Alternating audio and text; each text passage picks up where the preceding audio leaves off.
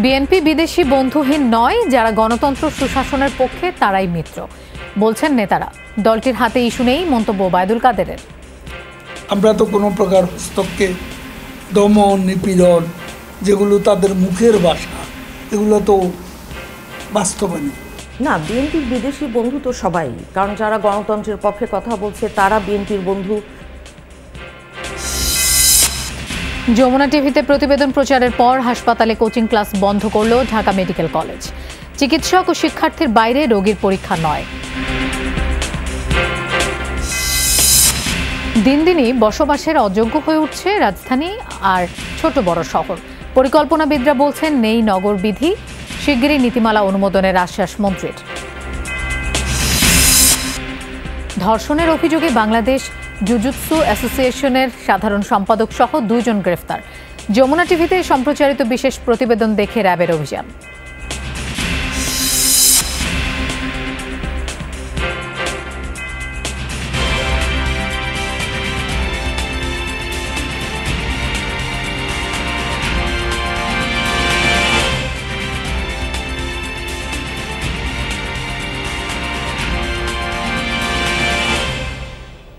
শুভেচ্ছা, আমন্ত্রণ যমুনা নিউজে আপনাদের সঙ্গে থাকছি আমি মৌসুমী আহমেদ লোপা। এতক্ষণ শিরোনাম দেখছিলেন, এবার যাচ্ছি পুরো খবরে। বিএনপি বিদেশি বন্ধুহীন নয়, যারা গণতন্ত্র ও সুশাসনের পক্ষে কথা বলে তারাই দলটির বন্ধু, এমন অভিমত বিএনপি ও মিত্র দলের নেতাদের। তারা বলছেন দাবি আদায়ে কোনো বন্ধু দেশ নয়, জনগণই হচ্ছে তাদের মূল শক্তি। বিশ্লেষকরা বলছেন বাস্তবতা বিবেচনা করে নতুন পথে হাঁটছে যুক্তরাষ্ট্র। তার মানে এই নয় যে গণতন্ত্র কিংবা মানবাধিকার রক্ষার মতো ইস্যুগুলো থেকে সিদ্ধান্ত বদলে ফেলা হয়েছে। বিস্তারিত জানাচ্ছেন শরীফুল ইসলাম খান। রাজপথে কর্মসূচি পালনের সময় বিএনপি নেতাকর্মীদের ভাবনা ছিল এ দফায় আর ক্ষমতায় থাকতে পারবে না আওয়ামী লীগ। তাদের সূক্ষ্ম বিশ্বাস ছিল কিছু একটা করবে যুক্তরাষ্ট্র। 28 অক্টোবরের পর নেতারা গ্রেপ্তার হতে থাকলেও কারো কারো মাঝে বিরাজমান ছিল সেই ধারণা। এখানে একটা কনভার্জেন্স ঘটেছিল। কনভার্জেন্সটা কীরকম? বিএনপির গণতান্ত্রিক ব্যবস্থা বা একটা অংশগ্রহণমূলক নির্বাচনে তাদের প্রত্যাশার সাথে মার্কিন যুক্তরাষ্ট্রের বক্তব্যের একটা সাযুজ্য তৈরি হয়েছে। এখন সেখানে কিন্তু দুইটা জিনিসই লাগবে। আপনি যখন এই প্রত্যাশাটাকে বাস্তবে রূপায়িত করতে চান, তখন তো আপনার সেই সাংগঠনিক ক্ষমতা, সক্ষমতা লাগবে। যে কোনো দেশের রাজনীতির অভ্যন্তরীণ শক্তিটাই এর প্রধান নিয়ামক। বাইরের বন্ধুরা সমর্থন করতে পারে, কিন্তু বাইরের বন্ধুরা কিন্তু এই পরিবর্তনের নিয়ামক হতে পারে না। ভারত রাশিয়ার সঙ্গে বরাবরই ভালো সম্পর্ক আওয়ামী লীগের। নির্বাচনের আগে চীনের অবস্থানও পক্ষে গেছে তাদের। ভোটের সময় কিছুটা নীরব ছিল যুক্তরাষ্ট্র, কিন্তু তাদের এখনকার কথাবার্তায় আনন্দ পাচ্ছেন ক্ষমতাসীন দলের নেতাকর্মীরা। এমন বাস্তবতায় কারো কারো প্রশ্ন, তাহলে কি বিদেশি বন্ধুহীন হয়ে পড়ল বিএনপি? না, বিএনপির বিদেশি বন্ধু তো সবাই, কারণ যারা গণতন্ত্রের পক্ষে কথা বলছে তারা বিএনপির বন্ধু। যারা সুশাসন, ন্যায় বিচার, আইনের শাসন, মানবাধিকার এগুলো নিয়ে কথা বলছে, কোনো আপোষ না গণতন্ত্র মানবাধিকারের বিষয়ে, তারা সবাই বিএনপির বন্ধু। আমেরিকান পজিশন আগে যা ছিল তার সাথে এখনকার খুব বড় কোনো চেঞ্জ দেখি না। আগেও তারা ডেমোক্রেসি, হিউম্যান রাইটস বলেছে, এখনও বলছে, এবং স্ট্রংলি বলছে। আগে তারা কখনো এরকম ইঙ্গিত দেয়নি যে তারা সরকার বদলে ফেলবে। ভেতরে ভেতরে কি ছিল জানি না। বিএনপি ও তাদের মিত্রদের দাবি, ভারত, যুক্তরাষ্ট্র কিংবা চীন, রাশিয়া কারো স্থায়ী শত্রু বা মিত্র নয়। দেশগুলোর নিজস্ব স্বার্থের সঙ্গে আবর্তিত হয় তাদের বন্ধুত্বের মানদণ্ড। এখন আমেরিকার আগে কি পজিশন ছিল তাকে আমরা সবাই জানি। এমন তো হতে পারে যে আমেরিকা চাচ্ছিল যে তোমরা ইলেকশন করো। এমন তো হতে পারে আমেরিকা চাচ্ছিল যে তোমরা গণতন্ত্রের জন্য খালি গণতান্ত্রিক পথেই সংগ্রাম করো। তারা এমন হতে পারে তারা চাচ্ছিল গভর্নমেন্ট বদলাবে, কিন্তু ইন্ডিয়া যখন সিরিয়াস হয়ে গেছে তখন আর করতে পারে নাই। আবার আমি বলি, আমাদের দেশে যদি সেই আন্দোলন করত, মানে রাজপথের আন্দোলন যে পরিবর্তনকে মনে হচ্ছে আসন্ন, তাহলে আমেরিকার ভূমিকা এরকম থাকতো না। বিদেশি বন্ধুর উপর ভর করে বিএনপি কিন্তু রাজনীতি করে না। বিএনপি রাজনীতি করে বাংলাদেশের জনগণের শক্তির উপর ভর করে। আমরা জনগণের পাশে ছিলাম, আছি, ভবিষ্যতেও একইভাবে রাজপথে আমরা জনগণকে নিয়েই থাকবো, মোকাবেলা করব এই ফ্যাসিস্ট স্বৈরাচার সরকারকে। বিশ্লেষক হুমায়ুন কবির বলছেন, শুধু বাংলাদেশ নয়, জাতিসংঘের 181 দেশেই নীতি বদল করে কূটনীতি চালিয়ে যাচ্ছে যুক্তরাষ্ট্র। বাংলাদেশের ক্ষেত্রেও বাস্তবতা বিবেচনা করে সিদ্ধান্ত নিয়েছে তারা। মার্কিন যুক্তরাষ্ট্র বাস্তব অবস্থাটা উপলব্ধি করছে, প্রেক্ষাপট বদলেছে, কাজে তারা একটা জিনিস চেয়েছিল, হয়নি, ওটা তারা ছেড়ে দিয়ে তারা এখন বাস্তব অবস্থা এগোতে চাচ্ছে। কাজে তার অর্থ এই না যে তারা যে কথাটা বলেছিল তারা সেখান থেকে সরে এসছে, সেটাও কিন্তু আসেনি। তার প্রমাণ আপনি গত কদিন আগে হিউম্যান রাইটস, তাদের অ্যানুয়াল হিউম্যান রাইটস রিপোর্টে আছে। দলীয় নেতাকর্মীদের আশা, বিএনপির ন্যায়সঙ্গত আন্দোলনে পাশে থাকবে বিশ্বের গণতান্ত্রিক দেশগুলো। শরীফুল ইসলাম খান, যমুনা নিউজ, ঢাকা। বাংলাদেশের গণতন্ত্র পৃথিবীর অনেক দেশের তুলনায় ভালো, এমনটা জানিয়েছেন আওয়ামী লীগের সাধারণ সম্পাদক ওবায়দুল কাদের। বিএনপিও কোনো বাধা ছাড়াই তাদের কার্যক্রম চালাতে পারছে। দুপুরে এক সংবাদ সম্মেলনে এসব কথা বলেন আওয়ামী লীগের সাধারণ সম্পাদক। দেশের কেন্দ্রীয় ব্যাংকে সাংবাদিকরা কেন প্রবেশ করবেন, রাখেন সেই প্রশ্ন।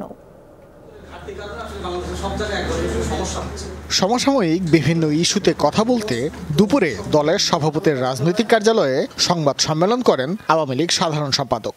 স্বাধীনতার আদর্শ, মুক্তিযুদ্ধের মূল্যবোধ। সেখানে ওবায়দুল কাদের বলেন, নির্দিষ্ট উদ্দেশ্য নিয়েই বাকশালকে কেন্দ্র করে ষড়যন্ত্র হচ্ছে। জিয়াউর রহমান অফিসিয়ালি বঙ্গবন্ধুর কাছে আবেদন করে বাকশালের সদস্য হয়েছে, সেটার কি জবাব দেবেন?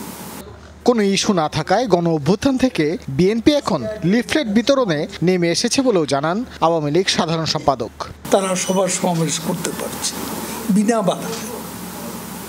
আমরা তো কোনো প্রকার হস্তক্ষেপ, দমন, নিপীড়ন, যেগুলো তাদের মুখের ভাষা, এগুলো তো বাস্তবে নেই। এখন আপনি বলেন আমার গণতন্ত্রের ঘাটতি, আমি যদি বলি গণতন্ত্রে আমরা অনেক দেশের তুলনায় সারপ্লাসে আছি। বৈশ্বিক পরিস্থিতিতে দ্রব্যমূল্য ওঠানামাকে স্বাভাবিক বলে আখ্যা দেন ওবায়দুল কাদের। জানান, দেশের মোট রিজার্ভ ঠিক কত সে বিষয়ে কেন্দ্রীয় ব্যাংকের গভর্নরই দিতে পারবেন সঠিক তথ্য। আমরা জানি যে 19 থেকে 20 বিলিয়ন ডলার এর মধ্যেই ঘুরপাক। পৃথিবীর কোন দেশের সেন্ট্রাল ব্যাংকে ঢুকতে পারছে অবাধে? কোন দেশে? ভারতের সেন্ট্রাল ব্যাংকে কি, ফেডারেল ব্যাংকে কি ঢুকতে পারছে কেউ? কেন ঢুকবে? সব ওয়েবসাইটে আছে, আপনার জানবার বিষয়, আপনি ভিতরে ঢুকবেন কেন? বাজার পরিস্থিতি নিয়ন্ত্রণে সরকার আন্তরিকভাবে চেষ্টা চালিয়ে যাচ্ছে বলেও উল্লেখ করেন আওয়ামী লীগ সাধারণ সম্পাদক। বাজার পরিস্থিতি ওঠানামা করে। ভাস্কর ভাদুরী, যমুনা নিউজ, ঢাকা। যমুনা টেলিভিশনে প্রতিবেদন প্রচারের পর ঢাকা মেডিকেল কলেজ হাসপাতালে কোচিং ক্লাস বন্ধ করেছে কর্তৃপক্ষ। হাসপাতাল পরিচালক জানান, নিয়মিত চিকিৎসক ও শিক্ষার্থীর বাইরে কারো রোগীর শরীর পরীক্ষার সুযোগ নেই। বেশ কিছুদিন ধরে ঢাকা মেডিকেল কলেজ হাসপাতালের মেডিসিন ওয়ার্ডে ভর্তি রোগী ব্যবহার করে হাতে কলমে শিক্ষা দিয়ে আসছিল কয়েকটি কোচিং সেন্টার। এছাড়া নিউরোমেডিসিন সহ অন্যান্য সরকারি হাসপাতালেও তাদের কার্যক্রম রয়েছে। এ নিয়ে শুক্রবার প্রতিবেদন প্রচার করে যমুনা টেলিভিশন।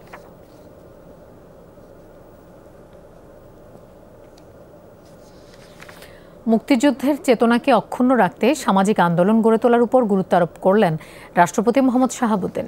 সকালে ওসমানী স্মৃতি মিলনায়তনে ৭১-এর ঘাতক দালাল নির্মূল কমিটির ৮ম জাতীয় সম্মেলনে তিনি এই আহ্বান জানান। সম্মেলনে মানবাধিকার লঙ্ঘন এবং সাম্প্রদায়িক সন্ত্রাস বিষয়ক শাহাবুদ্দিন কমিশনের আংশিক প্রতিবেদন প্রেসিডেন্টের হাতে তুলে দেওয়া হয়। বক্তব্যের শুরুতেই প্রতিবেদনের উপর রাষ্ট্রপতি আলোকপাত করেন। তিনি বলেন, প্রেসিডেন্ট হিসেবে নিরপেক্ষ থাকা বাঞ্ছনীয়, কিন্তু মুক্তিযোদ্ধা হিসেবে নিজেকে নিরপেক্ষতার খোলসে আটকে রাখা কঠিন। এ সময় ৭৫ পরবর্তী সামরিক সরকারের বিতর্কিত ভূমিকার কথা উল্লেখ করেন রাষ্ট্রপতি। পাশাপাশি যারা এখনও ৭৫-এর হাতিয়ার গর্জে তোলার স্লোগান দেওয়ার মতো দুঃসাহস দেখায় তাদের নিশ্চিহ্ন করতে উপযুক্ত পদক্ষেপ গ্রহণের নির্দেশ দেন। অর্ধ শতাব্দী পের হয়ে গেছে, এখন রাস্তায় দাপিয়ে বেড়ায় এই স্লোগান দিয়ে যে ৭৫-এর হাতিয়ার গর্জে উঠুক আরেকবার। সেখানে কি আমাদের জীবন শঙ্কা আছে? পরিকল্পিত নগর নীতিমালা না থাকায় দিন দিনই বসবাসের অযোগ্য হয়ে উঠছে রাজধানী সহ দেশের ছোট বড় শহর। সুযোগ সুবিধা নিশ্চিত করতে না পারায় ঢাকা অভিমুখে বাড়ছে জনস্রোত। শনিবার রাজধানী শিল্পকলা মিলনায়তনে ছিল নগর গবেষণা কেন্দ্রের 52তম প্রতিষ্ঠাবার্ষিকীর অনুষ্ঠান। সেখানেই এসব কথা বলেন নগর পরিকল্পনাবিদরা। এ সময় শিগগিরই নীতিমালা অনুমোদন করা হবে এমন আশ্বাস দেন স্থানীয় সরকার, পল্লী উন্নয়ন ও সমবায় মন্ত্রী মোহাম্মদ তাজুল ইসলাম। 2 কোটি মানুষের শহর রাজধানী ঢাকা। গবেষণা বলছে মোট দেশজ উৎপাদনের প্রায় 21% খরচ হয় এই নগরী ঘিরে। কর্মসংস্থান, শিক্ষা, স্বাস্থ্যের সুবিধা নিতে প্রতিনিয়ত লম্বা হচ্ছে ঢাকামুখী মানুষের সারি। পরিকল্পনাবিদদের মতো নগরায়ন, গ্রাম শহরের সুষম উন্নয়ন নিয়ে বিস্তর আলোচনা হয় নগর গবেষণা কেন্দ্রের প্রতিষ্ঠাবার্ষিকীর অনুষ্ঠানে। মূল প্রবন্ধ পড়েন সংস্থার চেয়ারম্যান এমেরিটাস অধ্যাপক নজরুল ইসলাম। বলেন, অপরিকল্পিত নগরায়নের কারণে শুধু ঢাকা নয়, দেশের ছোট বড় শহরও হয়ে উঠছে বসবাসের অযোগ্য। দাবি জানান দ্রুত নগর নীতিমালা অনুমোদনের। নগরায়ন বিকেন্দ্রীকরণের অপর একটি গুরুত্বপূর্ণ ধারণা হলো মেগাসিটি ঢাকা সহ অন্যান্য বড় ও মাঝারি শহরে প্রশাসনিক ও উন্নয়ন কাজে বিকেন্দ্রীকরণ করা। শহরের মধ্যে বিকেন্দ্রীকরণ, যেমন জোনাল বা ওয়ার্ড পর্যায়ে এই ধরনের বিকেন্দ্রীকরণ ব্যবস্থা বাস্তবায়ন করা আবশ্যক। নগরায়নের ভ্রান্ত ব্যাখ্যা নিয়েও হয় আলোচনা। নগর পরিকল্পনাবিদরা বলেন, ঢাকা নিয়ে এইসব চিন্তা, স্থানীয় সরকারকে শক্তিশালীকরণে নেই মনোযোগ, অথচ বড় প্রকল্পের সঙ্গে বড় দায়ও তৈরি করছে রাজধানী। কানেক্টিভিটির যে সুযোগ, এই সুযোগটা রাষ্ট্রকে নিতে হবে। এই নিতে গেলে শুধুমাত্র কানেক্টিভিটি না, কানেক্টিভিটির সাথে অন্য রিজিয়নগুলোতে আমাদের যে উন্নয়ন বরাদ্দ বাড়াতে হবে সিগনিফিকেন্টলি, এবং একই সাথে যারা ব্যবসা করেন, শিল্প প্রতিষ্ঠান করেন, তাদেরকে সেখানে যেতে বাধ্য করতে হবে। স্থানীয় সরকার হাতে কোনো ক্ষমতা থাকে না। তারা না পারে তাদের নিজস্ব পরিকল্পনা করতে, না পারে সেই পরিকল্পনা বাস্তবায়নের জন্য ক্ষমতায়ন করতে অথবা কার্যকর করতে। এইভাবে করে আপনি বিচ্ছুরিত নগরায়ন অথবা আমার গ্রাম আমার শহর অথবা সত্যিকার অর্থে বিকেন্দ্রীকরণের স্বপ্ন দেখতেই পারেন, কাজ হবে না, নিশ্চিতভাবে হবে না। স্কুলে স্থান নেই, মাঠ নেই, গণপরিষদ ওভার ইউজড। আপনি যে কোনো প্রতিষ্ঠানে যান, সেখানে হাসপাতালে যান, শিক্ষা যান, সব জায়গায় অতিরিক্ত মানুষের চাপ। অনুষ্ঠানে মন্ত্রী বলেন, জোর করে বিকেন্দ্রীকরণ সম্ভব নয়, থাকতে হবে সবার অংশগ্রহণ। আমরা বলি যে we have to strengthen the local government entity, otherwise this country will not rich to this গোল। মানুষের আকাঙ্ক্ষা পূর্ণ হবে না। একজন ডিপটি সেক্রেটারিকে আমরা ডিসি না বানাইলে আমি কাউকে ঢাকা শহরের বাইরে পুষ্টি দিতে পারি না। একজন জয়েন্ট সেক্রেটারি কখনো সে ঢাকার বাইরে যাবে না। তো তাইলে আপনি কি করে ঢাকাকে আপনার অফলোডেড করবেন অফ হিউম্যান প্রেশার? স্থানীয় সরকার শক্তিশালী করা এবং বিকেন্দ্রীকরণে রাজনৈতিক সদিচ্ছা জরুরি, এই অভিমত নগর পরিকল্পনাবিদদের। রিয়াজ রায়হান, যমুনা নিউজ, ঢাকা। রাজধানীর কারওয়ান বাজার ও ধোলাইখালে আগুনের ঘটনা ঘটেছে। সকালে 9টা নাগাদ কারওয়ান বাজারে লাভিঞ্চি হোটেলের পাশে একটি টিনশেড রুমে ধোঁয়া দেখা যায়। হোটেলের ওই জেনারেটর রুম থেকেই আগুনের সূত্রপাত। খবর পেয়ে ঘটনাস্থলে যায় ফায়ার সার্ভিস। 6টি ইউনিটের প্রায় 20 মিনিটের চেষ্টায় আগুন নেভানো সম্ভব হয়েছে।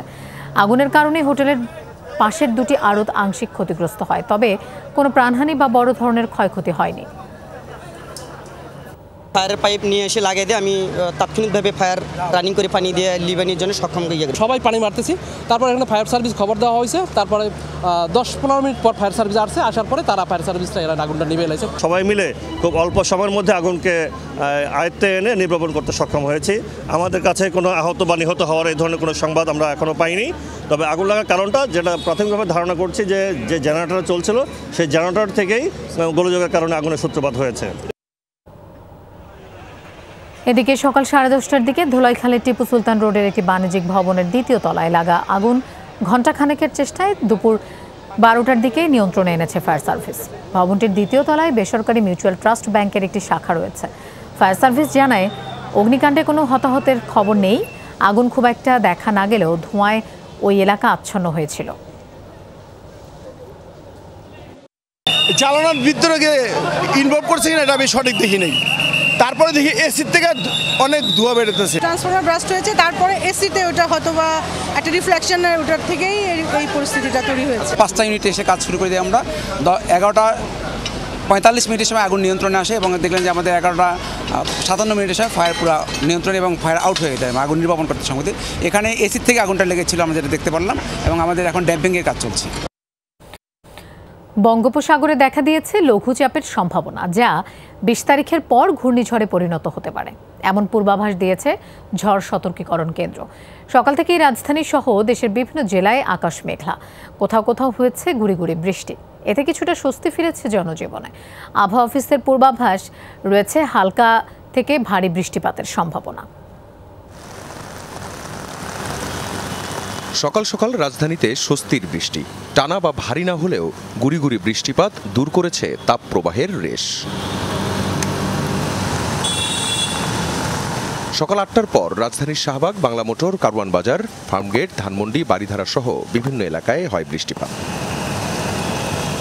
সাপ্তাহিক ছুটির দিনে সরকারি অফিস আদালত বন্ধ হলেও তীব্র গরমে হাঁসফাঁস করা বেসরকারি অফিসগামীদের চোখে মুখে ছিল স্বস্তি। সকালবেলা বেরিয়ে অনেক ভালো লাগছে, ঠান্ডা ঠান্ডা পরিবেশ, ঠান্ডা ঠান্ডা পরিবেশ। জি, এই ওয়েদারের জন্য খুবই যে এত ভালো লাগতেছে যে খুব ঠান্ডা লাগতেছে এবং চলে ফিরেও খুব ভালো লাগতেছে। রাত্রে তো একদম বন্ধের অবস্থা ছিল, এখন কিছু একটু স্বস্তি লাগতেছে, তবে আরো ঠান্ডা হলে ভালো হইতো আর কি। গরমে মানুষ গেছে হিজতে, হ্যাঁ, এখন তো আজকে তো খুব ঠান্ডা লাগবে, ভালো লাগে। আবহাওয়া অধিদপ্তরের পূর্বাভাস, ঢাকা, ময়মনসিংহ, চট্টগ্রাম ও সিলেটে হালকা থেকে ভারী বৃষ্টিপাত হবে, আছে ঝড়ের সম্ভাবনাও। এছাড়া রাজশাহী, রংপুর, খুলনা ও বরিশাল বিভাগে মাঝারি বৃষ্টির সম্ভাবনা। বিক্ষিপ্তভাবে কিছু এলাকায় হয়তো বা হিটওয়েভ থাকতে পারে এবং তাপমাত্রার পূর্বাভাসে যেটা বলা হয়েছে যে দিনের তাপমাত্রা 1 থেকে 2 ডিগ্রি সেলসিয়াস হ্রাস পেতে পারে এবং রাতের তাপমাত্রা প্রায় অপরিবর্তিত থাকতে পারে। ২০ তারিখের পর বঙ্গোপসাগরে রয়েছে লঘুচাপের সম্ভাবনা। গতিপথ হতে পারে ভারত, মিয়ানমার বা বাংলাদেশের দিকে। বাংলাদেশ, ভারত, মায়ানমার 3 দেশের যে কোনো দিকেই যেতে পারে। তো আসলে এখনও কোন দিকে যাবে বা এটা কোন স্টেজ পর্যন্ত যাবে এটা বলার মতো পরিস্থিতি এখনো তৈরি হয়নি। লঘুচাপ ঘূর্ণিঝড়ে পরিণত হলে পাওয়া যাবে গতিপথ। পরের 4 দিন টানা বৃষ্টির সম্ভাবনার কথাও জানায় আবহাওয়া অফিস। আখলাকুস সাফা, যমুনা নিউজ, ঢাকা। রাজধানীর ওয়ারীর বনগ্রাম রোডের একটি বাসায় বালতির পানিতে পড়ে আমেনা নামে এক শিশুর মৃত্যু হয়েছে। শিশুটির বয়স 1 বছর। সকাল 10:30টার দিকে এই দুর্ঘটনা ঘটে। শিশুর মা জানান, আমেনা খেলতে খেলতে বাথরুমে চলে যায়। অনেক খোঁজাখুঁজির পর দেখা যায় সে বালতির পানির মধ্যে উপুড় হয়ে পড়ে আছে। অচেতন অবস্থায় উদ্ধার করে শিশুটিকে ঢাকা মেডিকেলে নিয়ে যাওয়া হয়, আর সেখানে কর্তব্যরত চিকিৎসক আমেনাকে মৃত ঘোষণা করেন। নিহত শিশুটির গ্রামের বাড়ি ফেনী সদর জেলার শিলুয়া গ্রামে। ওয়ারীতে তারা ভাড়া বাসায় থাকত।